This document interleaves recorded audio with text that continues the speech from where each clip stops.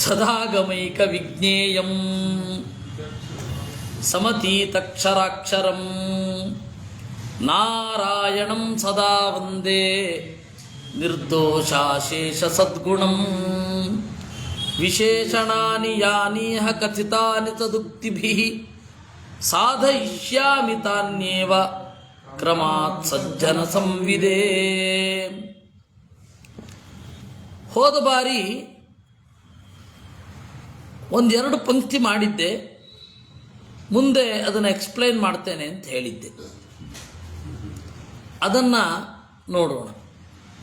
ಭ್ರಾಂತಿಕಲ್ಪಿತತ್ವೇ ಚ ಜಗತಃ ಸತ್ಯಂ ಜಗದ್ವಯಂ ಅಪೇಕ್ಷಿತಂ. ಜಗತ್ತು ಭ್ರಾಂತಿಕಲ್ಪಿತ ಇಲ್ಲ, ಇದನ್ನು ನೀವು ಕಲ್ಪಿಸಿರುವುದು ಅಂತಾರೆ. ನೀವು ಅಂದರೆ ನಾವು ಸೇರಿ. ಇದು ಮಾಯಾವಾದದ ಅಂಬೋಣ. ಅದಕ್ಕೆ ಜಗತ್ತನ್ನು ಮಿಥ್ಯಾ ಅಂತನ್ನೋದು. ಇಲ್ಲದೆ ಇರೋದನ್ನು ಕಲ್ಪನೆ ಮಾಡಿದ್ದೀವಿ ಹೇಳ್ತೇನೆ. ಹೀಗೆ ಒಪ್ಪಿಕೊಳ್ಳುವುದಾದಲ್ಲಿ ಸತ್ಯಂ ಜಗದ್ವಯಂ ಅಪೇಕ್ಷಿತಂ, ಸತ್ಯಭೂತವಾದ ಎರಡು ಜಗತ್ತನ್ನು ಒಪ್ಪಬೇಕಾಗತ್ತೆ. ಏನು ಸತ್ಯ? ಎರಡನ್ನ ಒಪ್ಪಿಕೊಂಡ್ರೆ ಒಂದು ಸುಳ್ಳು ಕಾಣಲಿಕ್ಕೆ ಆಗತ್ತೆ. ಏನು? ಒಂದು ಸತ್ಯವಾಗಿ ಕಾಣುವ ಜಗತ್ತು, ಸತ್ಯವಾಗಿ ಕಾಣುವ ಜಗತ್ತಿನ ತರಹ ಕಾಣುವ ಸತ್ಯವಾದ ಇನ್ನೊಂದು ಜಗತ್ತು. ಪ್ರತಿಯೊಂದು ಭ್ರಾಂತಿ ಬರಬೇಕಾದರೂ ಕೂಡ ಆ ಭ್ರಾಂತಿ ಬರಬೇಕಾದ್ರೆ ಸತ್ಯವಾದದ್ದು ಇನ್ನೊಂದೆಲ್ಲೋ ಇರಲೇಬೇಕಾಗತ್ತೆ. ನಹಿ ಸತ್ಯಶುಕ್ತೇ ಸತ್ಯರಜತಸ್ಯ ತಯೋ ಸಾದೃಶ್ಯಸ್ಯ ಚ ಅಭಾವೇ ಭ್ರಾಂತಿರ್ಭವತಿ. ಯಾಕೆ ಎರಡು ಅಂತ ಹೇಳ್ತಾ ಇದ್ದಾರೆ? ಆ ಎರಡು ಅಂತ ಹೇಳ್ತಾ ಇರೋದನ್ನು ಆಚಾರ್ಯರೇ ಎಕ್ಸ್ಪ್ಲೇನ್ ಮಾಡ್ತಾ ಇದ್ದಾರೆ. ಒಂದು ಸತ್ಯಶುಕ್ತಿ, ಇನ್ನೊಂದು ಸತ್ಯರಜತ. ಇಲ್ಲದೆ ಸತ್ಯವಾದ ರಜತದಲ್ಲಿ ಸತ್ಯವಾದ ಶುಕ್ತಿ, ಇದು ಮಿಥ್ಯಾಭೂತವಾದ ಶುಕ್ತಿ ಕಾಣಲ್ಲ. ಒಬ್ಬ ಯಾರೋ ಇರ್ತಾನೆ, ಅವನಿಗೆ ಹೊಗೆಯೇ ಗೊತ್ತಿರಲ್ಲ. ಹೊಗೆಯನ್ನು ನೋಡಿದ್ರೆ ಬೆಂಕಿ ಇದೆ ಅನ್ನೋದು ಗೊತ್ತಾಗಲ್ಲ.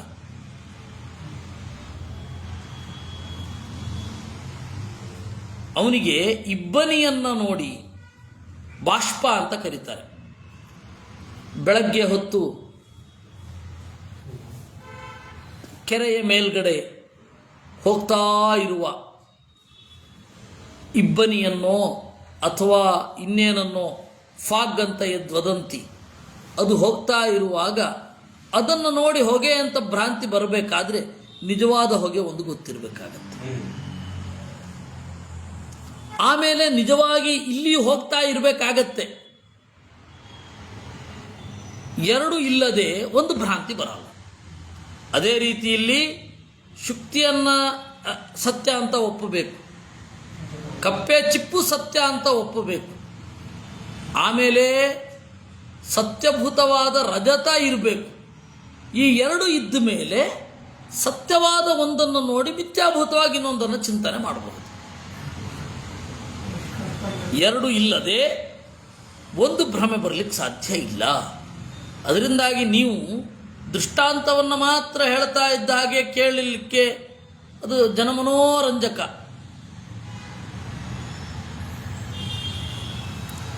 ಅವರು ಈ ಓಶೋ ಕೂಡ ತೀವ್ರವಾಗಿ ಖಂಡನೆ ಮಾಡಿದ್ದಾನೆ ಇದನ್ನು. ಇದೇ ರೀತಿ ದಶಮಸ್ತಮಸೀತ್ಯುಪದೇಶವತ್ತು ಅಂತ ಹೇಳ್ತಾರೆ. ಇದು ಶಂಕರರ ಗ್ರಂಥಗಳಲ್ಲಿ ಇರುವಂತಹ ವಿವರಣೆ, ಶಂಕರರ ಪರಂಪರೆಯಲ್ಲಿ ಬಂದ ಗ್ರಂಥಗಳ ವಿವರಣೆ ಇದು. ದಶಮಸ್ತಮಸೀತ್ಯುಪದೇಶವತ್ತು ಅಂತ. ಒಂದು ನಿರ್ಜನವಾದ ಪ್ರದೇಶಕ್ಕೆ ಹೋಗಿರ್ತಾರೆ, 10 ಜನ ಇದ್ದೇವೆ, ಮತ್ತೆ ವಾಪಸ್ ಹೋಗಬೇಕು. ನಾವೆಲ್ಲರೂ ಒಟ್ಟಿಗೆ ಇದ್ದೇವಾ ಅಂತ ಮಾಡಬೇಕು. ಪ್ರತಿಯೊಬ್ಬ ಎಣಿಸಿದಾಗ 9 ಜನನೇ ಬರ್ತಾ ಇದ್ದಾರೆ, 10 ಜನ ಬರ್ತಾ ಇಲ್ಲ. ಆಗ ಯಾರೋ ಒಬ್ಬ ಬಂದು ಹೇಳಿದಂತೆ, ಅಯ್ಯೋ 10ನೇ ನೀನಲ್ವೇನೋ ಅಂತ. ಹೀಗೆ ಶ್ರವಣದಿಂದ ಸಾಕ್ಷಾತ್ಕಾರ ಆಯ್ತಲ್ಲ, ಅದೇ ಉದಾಹರಣೆ. ಶ್ರವಣದಿಂದ ಸಾಕ್ಷಾತ್ ದಶಮಸ್ತಮಸೀನ್. ಹಾಗೆ ತ್ವಂ ಬ್ರಹ್ಮಾಸಿ ಅಂತನ್ನುವ ಉಪದೇಶದಿಂದ ಬ್ರಹ್ಮಾದೇ. ಓಶೋ ಇದನ್ನು ಮತ್ತೆ ವಿಶ್ವಮಿಥ್ಯಾತ್ವವನ್ನು ಇಟ್ಕೊಂಡು ಬಹಳ ತಮಾಷೆ ಮಾಡ್ಬಿಟ್ಟಿದ್ದಾನೆ. ಹೊರಡುವಾಗ 10 ಜನ ಅಂತ ಹೆಂಗೆ ಪರಿಗಣಿಸಿದ್ರು? ನನ್ನನ್ನು ಬಿಟ್ಟು 10 ಜನ ಅಂದ್ಕೊಂಡಿದ್ದ ಅವನು. ಹಾಗೆ ಬರುವಾಗಲೂ ಅದೇ ರೀತಿ ಅನ್ಕೋತಾನೆ. ಅಲ್ಲಿ ಯಾರೋ ಒಬ್ಬರು ಬಂದಿದ್ರಲ್ಲ, ಅವರು ಯಾರು? ಇಲ್ಲಿ ದಾಷ್ಟಾಂತಿಕದಲ್ಲಿ ಅವ್ರು ಯಾರು? ಹೀಗೆ ಎಲ್ಲ ಪ್ರಶ್ನೆಗಳನ್ನು ಕೇಳ್ತಾನೆ. ಅದೇ ರೀತಿ ಇಲ್ಲಿಯೂ ಕೂಡ ಭ್ರಾಂತಿ ಕಲ್ಪಿತ ಜಗತ್ತು ಅಂತ ಹೇಳದಿರಿ, ಯಾರ ಭ್ರಾಂತಿ ಅಂತ ಪ್ರಶ್ನೆ. ಆದರೆ ಆಚಾರ್ಯರಲ್ಲಿ ಒಂದು ಹೊಸ ಆತನಕ ಇರದ ಒಂದು ತರ್ಕ, ರಾಮಾನುಜೀಯರ ಪರಂಪರೆಯಲ್ಲಿ ಬರದ, ತಾರ್ಕಿಕರಿಗೆ ಗೊತ್ತಾಗದ, ವಲ್ಲಭಾಚಾರ್ಯರು ಉಪಯೋಗಿಸದ ಒಂದು ತರ್ಕ. ಏನು? ಭ್ರಾಂತಿ ಕಲ್ಪಿತತ್ವೇತ ಜಗತಃ ಸತ್ಯಂ ಜಗದ್ವಯಂ ಅಪೇಕ್ಷಿತಂ ನಹಿ ಸತ್ಯಶುಕ್ತೇ ಸತ್ಯರಜತಸ್ಯ ತಯೋ ಸಾದೃಶ್ಯಸ್ಯ ಚ ಅಭಾವೇ ಭ್ರಾಂತಿರ್ಭವತಿ. ಸತ್ಯವಾದ ಶುಕ್ತಿ ಇರಬೇಕು, ಸತ್ಯವಾದ ರಜತ ಇರಬೇಕು, ಅದರ ನಡುವೆ ಇರುವ ಸಾದೃಶ್ಯ ಸತ್ಯ ಆಗಬೇಕು. ಆ ರೀತಿ ಸತ್ಯವಾದ ಜಗತ್ತಿರಬೇಕು, ಸತ್ಯವಾದ ಸಾದೃಶ್ಯ ಇರಬೇಕು. ಅದನ್ನು ನೋಡಿದ ಈ ಜಗತ್ತಿಗೆ ಆ ಸಾದೃಶ್ಯ ಇರಬೇಕು, ಆ ಸಾದೃಶ್ಯ ಸತ್ಯ ಆಗಿರಬೇಕು. ಅದರಿಂದ ಸುಳ್ಳಾದ ಪದಾರ್ಥದಂತೆ ಇದು ಅಂತ ಅನ್ಬೇಕು. ಸುಳ್ಳಾದ ಪದಾರ್ಥ ಇರ್ಬೇಕಾದ್ರೆ ಸತ್ಯಭೂತವಾದದ್ದು ಇನ್ನೊಂದು ಒಪ್ಪಬೇಕಾಗತ್ತೆ. ಸ್ವಪ್ನೇಪಿ ವಾಸನಾರೂಪಂ ಸತ್ಯಮೇವ ಜಗನ್ಮನಸ್ಸಿ ಸ್ಥಿತಂ ಬಹಿಷ್ಠತ್ವೇನ ದೃಶ್ಯತೆ. ಓಹ್, ನೀವು ಎಚ್ಚರದ ಭ್ರಾಂತಿಯಿಂದ ಹೇಳ್ತಾ ಇದ್ದೀರಾ. ಕನಸಿನಲ್ಲಿ ನೋಡಿ, ಕನಸಿನಲ್ಲಿ ನನಗೆ ಆನೆ ಬೀಳುತ್ತೆ. ಆನೆ ನಿಜವಾಗಿಯೂ ಇದೆಯಾ? ಇದ್ದರೆ ಎಚ್ಚರ ಆದ ಕೂಡಲೇ ಸೊಂಡಿಲು ಗಿಂಡಿಲೆಲ್ಲ ಪಕ್ಕದಲ್ಲಿ ಬಿದ್ದಿರಬೇಕಾಗತ್ತೆ. ಸತ್ಯವಾ? ಒಳಗಡೆ ಕಂಡಿದೆ, ಅದರಿಂದ ಹೆದರಿದ್ದೇವೆ, ಎಲ್ಲ ನಿಜ. ನೀವು ಎಚ್ಚರವನ್ನು ಬಿಟ್ಟು ಕನಸಿಗೆ ಬನ್ನಿ. ಕನಸಿನಲ್ಲಿ ಕಾಣುವ ಆನೆ ಹೇಗೆ ಮಿಥ್ಯೆಯೋ ಅದೇ ರೀತಿ ಹೊರಗಡೆ ಕಾಣುವ ಜಗತ್ತು ಕೂಡ ಹಾಗೆ ಮಿಥ್ಯಾ. ಅಂದರೆ ಸ್ವಪ್ನದಲ್ಲಿ ಕಂಡದ್ದು ಏನು? ಆನೆ. ಆ ಆನೆ ಮೊದಲು ಎಲ್ಲಿ ಕಂಡಿದ್ದಿ? ಪ್ರತ್ಯಕ್ಷದಲ್ಲಿ ಕಂಡಿದ್ದಿ. ಆ ಆನೆಯ ಮೆಟೀರಿಯಲ್ ಏನು? ಆನೆ, ಅದಕ್ಕೆ ಮೆಟೀರಿಯಲ್ ಕಾಸು ಒಂದು ಬೇಕಲ್ಲ. ಯಾವುದದು? ಕನಸು, ವಾಸನ, ಸಂಸ್ಕಾರ ಅಂತನ್ನೋದು ಒಂದು ಉಪಾದಾನ ಕಾರಣ. ಈ ಒಳಗಡೆಯ ಆನೆ ಸಂಸ್ಕಾರ ರೂಪ ಆದ್ದರಿಂದ ಸಂಸ್ಕಾರಾತ್ಮಕವಾದ ಕಾರಣವನ್ನು ಹೊಂದಿ ಆನೆಯ ರೂಪವನ್ನು ತಳೆದಿದೆ. ಅಲ್ಲಿ ಜ್ಞಾನವೇ ಇರೋದು. ಜ್ಞಾನ ಸತ್ಯ, ಅಲ್ಲಿಯೂ ಮಿಥ್ಯಾ ಅಂತ ಹೇಳಿ ಬರಲ್ಲ. ದೇಹಾತ್ಮನೋಹೋ ಅಪಿ ಏಕದೇಶಸ್ಥತ್ವಾದಿ ಸಾದೃಶ್ಯಮಸ್ತೇವ. ಓಹೋ, ಇಲ್ಲಿಗೆ ಬಿಡಿ. ದೇಹವೇ ಆತ್ಮ ಅಂತ ಭ್ರಾಂತಿ ಬರುತ್ತೋ ಇಲ್ವೋ?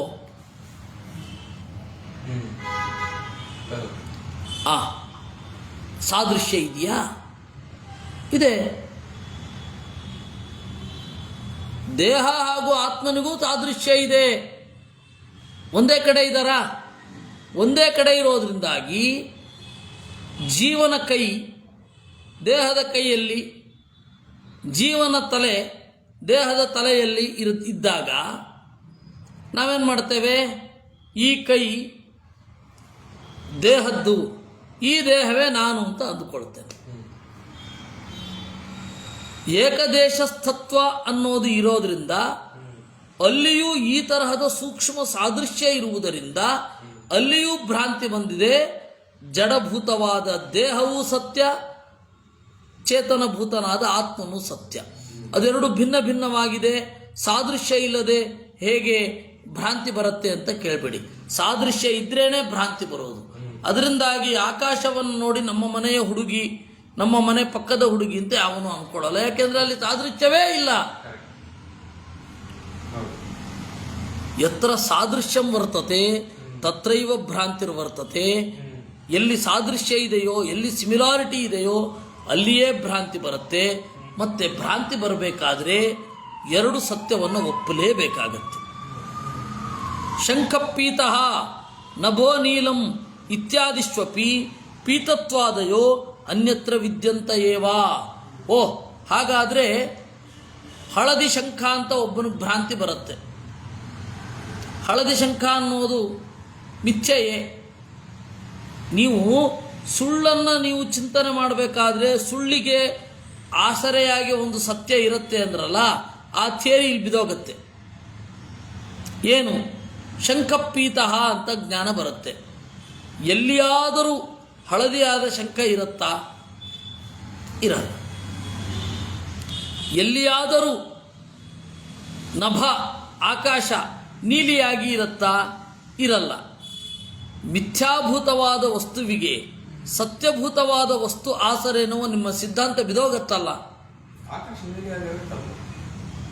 ಇಲ್ಲ. ಶಂಖಪೀತಃ ಅನ್ನುವಲ್ಲಿ ಪೀತತ್ವ ಬೇರೆ ಕಡೆ ಇದೆ. ಪೀತವೂ ಸತ್ಯ, ಹಳದಿ ಬಣ್ಣ ಅನ್ನೋದು ಸತ್ಯ ಅಲ್ವೇ? ಶಂಖವೂ ಸತ್ಯ ಅಲ್ವೇ? ಸತ್ಯವಾದ ಶಂಖದಲ್ಲಿ ಪೀತಿಮ ಅನ್ನೋದು ಮಾತ್ರ ಆರೋಪ,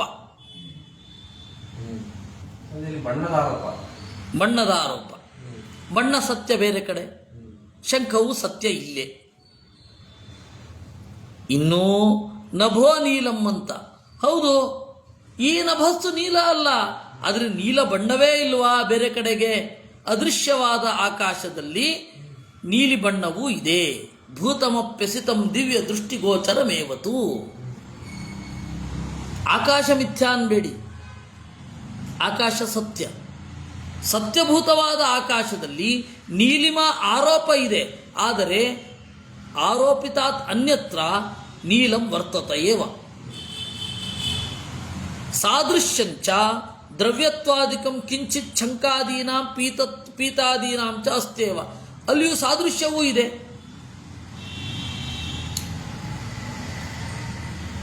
ಭೂತಾಕಾಶ ಕಾಣದ ಆಕಾಶದಂತೆ ಕಾಣುವ ಆಕಾಶವೂ ಇದೆ, ಸಾದೃಶ್ಯ ಇದೆ. ಬೇರೆ ಒಂದು ಕಡೆ ಪೀತ ದ್ರವ್ಯ ರೂಪವಾಗಿದೆ, ಇಲ್ಲಿಯೂ ದ್ರವ್ಯ ರೂಪವಾಗಿದೆ. ತಥೋ ನ ಕುತ್ರಾಪಿ ಸಾದೃಶ್ಯ ವಸ್ತು ದ್ವಯಂ ವಿನಾ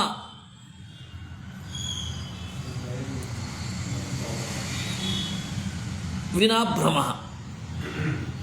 ಸಾದೃಶ್ಯ ಇರಬೇಕು, ಎರಡು ವಸ್ತು ಇರಬೇಕು. ಇದಿಲ್ಲದೆ ಭ್ರಮೆ ಇಲ್ಲ. ಭ್ರಮೆ ಬರಬೇಕು ಅಂದರೆ ಇವೆರಡಿರಲೇಬೇಕು.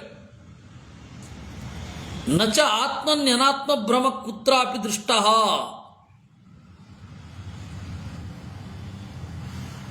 ಅಲ್ಲ, ಆತ್ಮನಲ್ಲಿ ಅನಾತ್ಮ ಭ್ರಮ ಇಲ್ಲವೇ ಇಲ್ಲ. ಆತ್ಮನಿ ಅನಾತ್ಮ ಭ್ರಮ. ನಾನು ಈ ಜಗತ್ತು ಅಂತ ಹೇಳಿ ಯಾರಿಗೂ ಬೋಧ ಬರಲ್ಲ.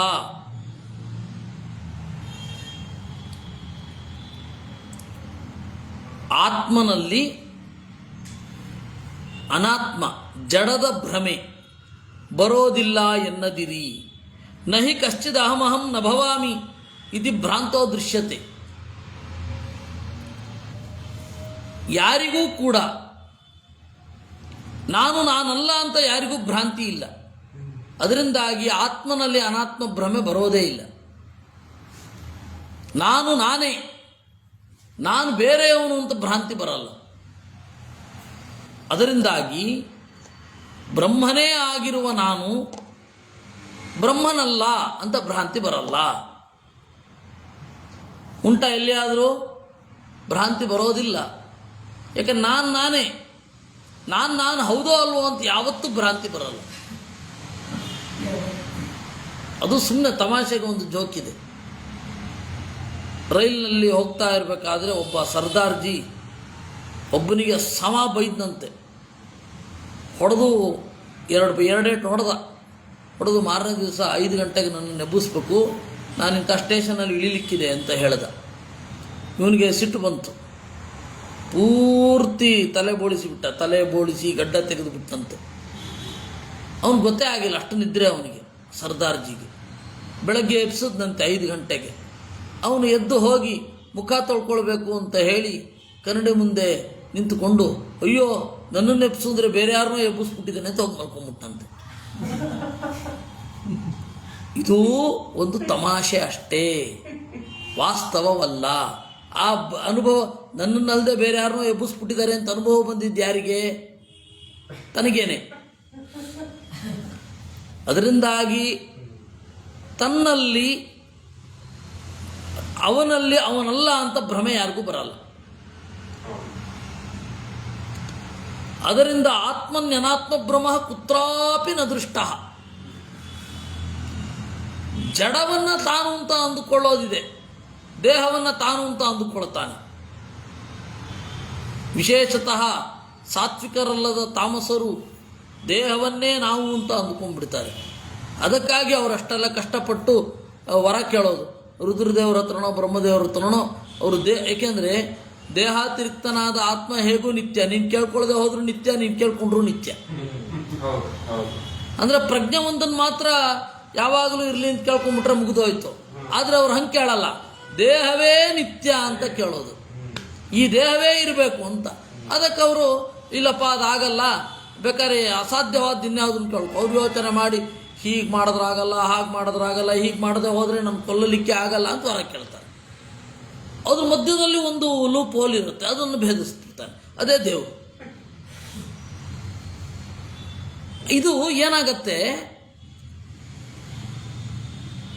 ದೇಹವನ್ನು ಆತ್ಮ ಅಂತ ಅಂದುಕೊಳ್ಳೋದುಂಟು ತಾನೇ ಅಂತ.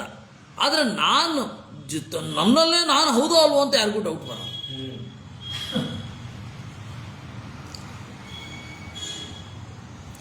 ತದಾತು ಅದ್ವಿತೀಯತ್ವ ಕಲ್ಪನೆ ನಾತ್ಮೈವಾಸ್ತಿ ನಾತ್ಮ ಇತಿ ಭವತಿ. ಇನ್ನೂ ವಿಶೇಷವಾಗಿ ಹೇಳೋದಾದರೆ ತಮ್ ವಿನ ಆತ್ಮನಿ ಅನಾತ್ಮ ಭ್ರಮ ಏವಾಯಂ ಪ್ರಪಂಚ ಇತಿ ಚ ತೈರುಚ್ಯತೆ. ಅವ್ರು ಹೇಳೋದು ಹೇಗೆ, ಆತ್ಮನಲ್ಲಿ ತನ್ನಲ್ಲಿ ತಾನಲ್ಲ ಅಂತ ಬುದ್ಧಿ ಬಂದ್ರೇ ಈ ಜಗತ್ತು ಅಂತ. ನನಗೆ ಅಜ್ಞಾನ ಬಂತು, ಅಜ್ಞಾನದಿಂದ ಈ ಜಗತ್ತು ಕಾಣಿಸ್ತಾ ಇದೆ ಅಂತ. ಹಾಗೆ ಬರ್ಲಿಕ್ಕೆ ಸಾಧ್ಯವೇ ಇಲ್ಲ ಅಂತ ಹೇಳ್ತಾ ಇದ್ದೇನೆ. ತಮ್ ವಿನೈವ ಅನಾತ್ಮನಿ ಆತ್ಮಭ್ರಮ ಕಲ್ಪನೆ ಅನಾತ್ಮನಃ ಸತ್ಯತ್ವ ಸ್ಯಾತ್. ಆತ್ಮನಿಗೆ ಭ್ರಾಂತಿ ಬರಬೇಕು ಅಲ್ವಾ? ಆತ್ಮನಿಗೆ ಭ್ರಾಂತಿ ಬರಲೇ ಇಲ್ಲ. ನಾನು ಅಂತನ್ನೋದು ಮನಸ್ಸಿನ ಚಿಂತನೆ, ಆತ್ಮದ ಒಂದು ಇದಲ್ಲ.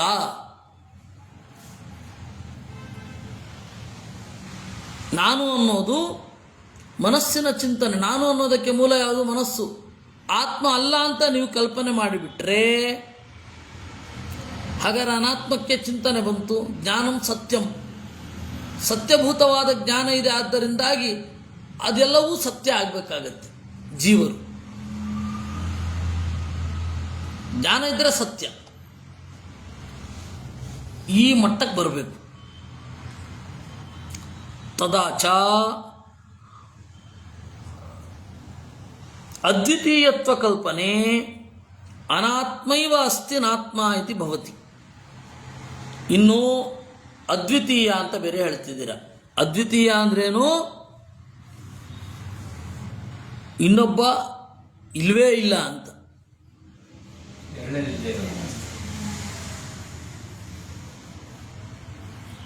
ಹಾಗೆ ಮಾಡಿದರೆ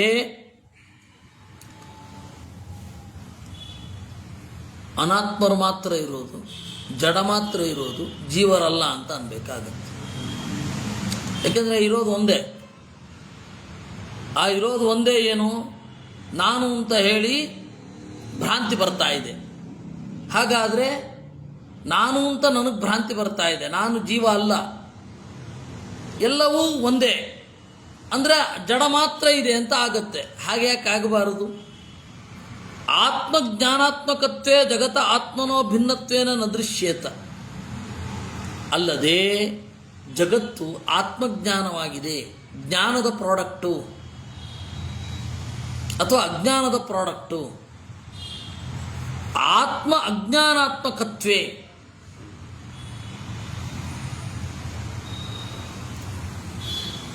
ಆತ್ಮನ ಅಜ್ಞಾನವೇ ಜಗತ್ತು ಅಂತ ಹೇಳಿದರೆ ಜಗತ್ತು ಆತ್ಮನಿಗಿಂತ ಭಿನ್ನವಾಗಿ ಕಾಣಬಾರದು. ಯಾಕೆಂದರೆ ಆತ್ಮನ ಅಜ್ಞಾನ ಆತ್ಮನಿಗಿಂತ ಭಿನ್ನವಾಗಿ ಕಾಣಲ್ಲ. ನಿಮ್ಮ ಪ್ರಕಾರ ನಹಿ ಶುಕ್ತೇರ್ಭೇದೇನ ರಜತಂ ದೃಶ್ಯತೆ ಭ್ರಾಂತವ್. ಯಾಕೆ ಅಂದರೆ ನೋಡಿ, ಶುಕ್ತಿ ಭ್ರಾಂತಿಯಲ್ಲಿ ಶುಕ್ತಿ ಬೇರೆ ರಜತ ಬೇರೆ ಅಂತ ಕಾಣಲ್ಲ ಅಲ್ವಾ? ಶುಕ್ತಿಯೇ ರಜತ ಅಂತ ಕಾಣೋದು.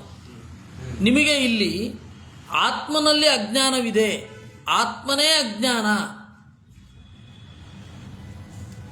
ಅಂತ ಹೇಳಬೇಕಾಗುತ್ತೆ. ಯಾಕೆಂದರೆ ನನಗೆ ನಾನು ಅಂತ ಅನ್ನೋದೇ ಭ್ರಾಂತಿ ಅಂತ ಅನ್ನೋ ಲೆವೆಲಿಗೆ ನೀವು ಹೋಗ್ತಾ ಇದ್ದೀರ. ಯಾಕೆಂದರೆ ನಾನು ಅಂತನ್ನುವ ಪ್ರಜ್ಞೆಯ ಮೂಲ ಬ್ರಹ್ಮ ಅಲ್ಲ, ಆತ್ಮ ಅಲ್ಲ, ಮತ್ತೆ ದೇಹ ಮನಸ್ಸು ಅಂತ ಹೇಳ್ತಾ ಇದ್ದೀರ. ನಾನು ಅಂತನ್ನುವ ಪ್ರಜ್ಞೆಯ ಮೂಲ ಜೀವನೇ ವಿನಃ ಬೇರೆ ಅಲ್ಲ. ಎಲ್ಲರಿಗೂ ಒಂದೇ ಪ್ರಮಾಣದ ಅಜ್ಞಾನ ಇರೋದು ಅದೇ ಹೇಗೆ ಅಂತ ಹಿಂದೆ ಅದನ್ನೇ ಕೇಳಿತ್ತು. ಎಲ್ಲರಿಗೂ ಒಂದೇ ತರಹದ ಅಜ್ಞಾನ ಇರೋದು ಹೇಗೆ? ಅದಕ್ಕೆ ಏಕಜೀವವಾದಕ್ಕೆ ಬಂದರು ಅವರು. ಆ ಏಕಜೀವವಾದಕ್ಕೆ ಬಂದಾಗಲೂ ಸಮಸ್ಯೆ ಪರಿಹಾರ ಆಗಲಿಲ್ಲ. ಅವನು ಯಾರು ಅಂತ ಇನ್ನೂ ಹುಡುಕ್ತಾನೆ ಇದ್ದೀವಿ. ಯಾಕೆಂದ್ರೆ ನಿಮ್ಮ ಗುರುಗಳು ಸತ್ರು, ನಿಮ್ಮ ಗುರುಗಳಂತೂ ಆ ಏಕಜೀವ ಅಲ್ಲ. ನೀನು ಸಾಯ್ತೀಯ, ನೀನು ಸತ್ತ ಮೇಲೂ ಈ ಜಗತ್ತು ಮುನ್ನಡೆಯುತ್ತೆ, ಅದರಿಂದಾಗಿ ನೀನು ಏಕಜೀವ ಅಲ್ಲ. ಅದನ್ನು ಹಾಗೆ ಖಂಡನೆ ಮಾಡಿತ್ತು. ಅದರಿಂದ ಏಕಜೀವ ಅಜ್ಞಾನವಾದ, ಬಹುಜೀವ ಅಜ್ಞಾನವಾದ, ಪ್ರಪಂಚ ಸತ್ಯತ್ವವನ್ನು ಒಪ್ಪಿಕೊಳ್ಳುವ ಮೂಲಕ ಐಕ್ಯ ಜ್ಞಾನ, ಹೀಗೆ ಎಲ್ಲ ತರಹದ ಪರ್ಮಿಟೇಷನ್ ಕಾಂಬಿನೇಷನ್ಗಳು ಈ ಜಗತ್ತಿಗೆ ಮಾರಕವೇ ವಿನಃ ಪೂರಕವಲ್ಲ.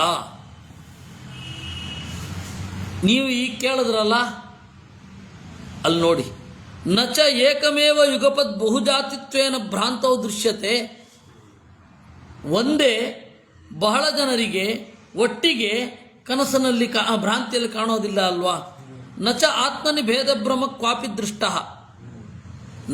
ನಾನಲ್ಲದೇ ಇರಬಹುದು ಅಥವಾ ನಾನಾಗಿರಲ್ಲ ಅಂತ ಯಾವತ್ತೂ ಭ್ರಾಂತಿ ಬರಲ್ಲ. ಇವಾಗ ನೀವು ಹೇಳ್ತಾ ಇರುವ ಬ್ರಹ್ಮ ಮತ್ತು ಜೀವರ ಭ್ರಾಂತಿ ಆಗಿದೆ. ನಚ ಕುತ್ರಾಪಿ ಮಿಥ್ಯೋಪಾಧಿಕೃತೋ ಭೇದೋ ದೃಷ್ಟ. ಆಮೇಲೆ ಮಿಥ್ಯೋಪಾಧಿಯಿಂದ ಭೇದ ಯಾವತ್ತೂ ಕಂಡಿಲ್ಲ. ಏಕೆಂದರೆ ಉಪಾಧಿಯನ್ನು ಮಿಥ್ಯೆಯೋ ಸತ್ಯವೋ ಅಂತ ಹೇಳಬೇಕು. ಸತ್ಯ ಅಂತ ಹೇಳಿದರೆ ಇನ್ನೊಂದು ಸತ್ಯ ಒಪ್ಪಿದ ಹಾಗಾಯಿತು. ಮಿಥ್ಯಾ ಅಂತ ಹೇಳಿದ್ರೆ ಉಪಾಧಿ ಮಿಥ್ಯಾ ಆದಮೇಲೆ ಸಾಧಕ ಹೇಗೆ ಅಂತ. ಉಪಾಧಿ ಅನ್ನೋದನ್ನು ಎಕ್ಸ್ಪ್ಲೇನ್ ಮಾಡಬೇಕು ನಾನು. ಉಪಾಧಿ ಅನ್ನೋದಕ್ಕೆ ಎರಡು, ಒಂದು ಗುರಿತು, ಇನ್ನೊಂದು ಸೂಪರ್ ಇಂಪೋಸರ್. ತನ್ನ ಗುಣವನ್ನು ಇನ್ನೊಂದು ವಸ್ತುವಿನ ಮೇಲೆ ಇಂಪೋಸ್ ಯಾವುದು ಮಾಡುತ್ತೆ ಅದನ್ನು ಉಪಾಧಿ ಅಂತ ಕರೀತಾರೆ. ಉದಾಹರಣೆಗೆ ಸ್ಫಟಿಕ ಮಣಿ ಇದೆ, ಅಲ್ಲಿ ತಂದು ಕೆಂಪು ಇದನ್ನು ಇಡ್ತಾರೆ, ದಾಸವಾಳವನ್ನು, ಪ್ರತಿಫಲನ ಆಯಿತು. ಕೆಂಪು ದಾಸವಾಳ ಅನ್ನೋದು ಉಪಾಧಿ. ಆ ಉಪಾಧಿಯಿಂದ ಒರಿಜಿನಲ್ ಕಲರ್ ಮರೆಯಾಗಿ ಕೆಂಪು ಬಣ್ಣ ತೋರಿತು. ಇದು ಒಂದು.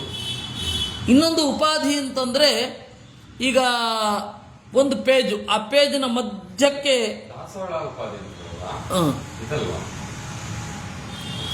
ದಾಸವಾಳನೇ ಉಪಾಧಿ. ಉಪ ಸಮೀಪೆ ಆಧೀಯತೆ ಸ್ವಸ್ಯ ಗುಣ ಇತ್ಯುಪಾಧಿ. ಈಗ ಇನ್ನೂ ಉಪಾಧಿ ಅಂತ ಹೇಳಿದ್ರೆ ಯಾವುದರಿಂದ ನಾವು ಭೇದವನ್ನು ತಿಳ್ಕೊಳ್ತೇವೆ ಅದು. ಈ ಉಪಾಧಿ ಅಂದರೆ ಪಾರಿಭಾಷಿಕ. ಉದಾಹರಣೆಗೆ ಒಂದು ದೊಡ್ಡ ಗೋಳ ಇದೆ, ಗೋಳದ ನಟ್ಟ ನಡುವಿನ ಪಾಯಿಂಟನ್ನು ಗುರುತಿಸ್ತೇವೆ. ಆ ಗೋಳ ಒಂದೇನೋ ಬೇರೆನೋ? ಒಂದೇನೆ. ಆ ಉಪಾಧಿ ಅನ್ನೋದು ಗೋಳದ ಆಚೆ ಮತ್ತು ಈಚೆ ಅಂತ ಹೇಳಿ ಚಿಂತನೆ ಮಾಡಲಿಕ್ಕೆ ಅನುಕೂಲ ಆಯಿತು ಅಷ್ಟೇ. ಈ ರೇಖೆ ಇದು ಉಪಾಧಿ. ಈ ಉಪಾಧಿ ಅನ್ನೋದು ಮಿಥ್ಯೆಯೋ ಸತ್ಯವೋ? ಉಪಾಧಿ ಭೇದ ಇದ್ದರೂ ವಸ್ತು ಒಂದೇ. ಉಪಾಧಿ ಒಂದೇ ಇದ್ದರೂ ವಸ್ತು, ಉಪಾಧಿ ಬೇರೆ ಬೇರೆ ಇದ್ದರೂ ವಸ್ತು ಒಂದೇ.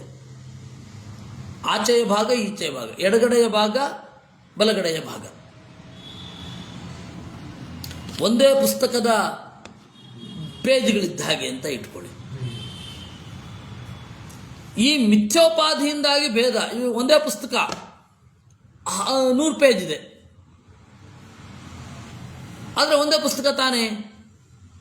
ಉಪಾಧಿ ಅನ್ನೋದು ಇರುವ ಭೇದವನ್ನು ನೆನಪಿಸುತ್ತೇ ವಿನಃ ತಾನೇ ಕ್ರಿಯೇಟ್ ಮಾಡಲ್ಲ.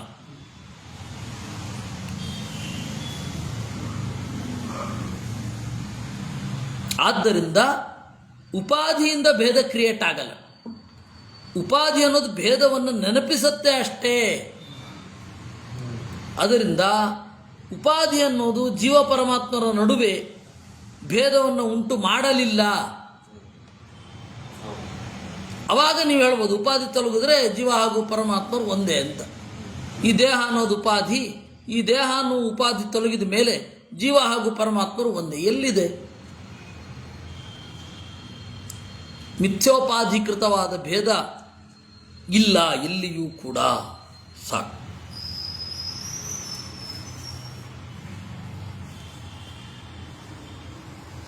ಮುಂದಿನ ಶನಿವಾರ ಇದೆ.